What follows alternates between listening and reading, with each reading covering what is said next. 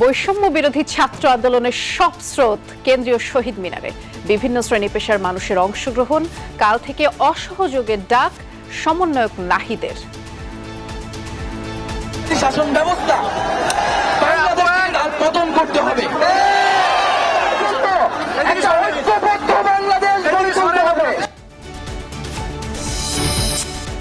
গণভবনের দরজা খোলা আর সংঘাত নয়, কোটা আন্দোলনকারীদের সাথে বসতে চান প্রধানমন্ত্রী শেখ হাসিনা। আটক শিক্ষার্থীদের মুক্তি দেওয়ার নির্দেশ। আন্দোলনকারীরা যদি আলোচনা করতে চায়, আমি এখনো রাজি, যে কোনো সময় তারা আসতে পারে, আলোচনা করতে পারে, দরকার হলে তাদের গার্জিয়ানদের নিয়েও আসতে পারে। দেশের বিভিন্ন জায়গায় আজও শিক্ষার্থী অভিভাবকদের বিক্ষোভ, মহাসড়ক অবরোধ করে প্রতিবাদ। কুমিল্লা গাজীপুরের ধাওয়া পাল্টা ধাওয়া সংঘর্ষ।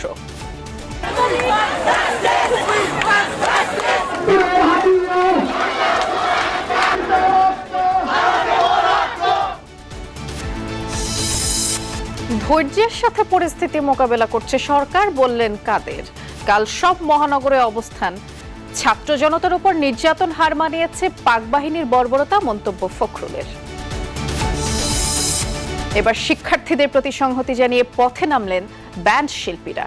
রাজাকারের বংশধর বিতরণে আবারও মাঠে নামার ঘোষণা মুক্তিযোদ্ধা সমাবেশে।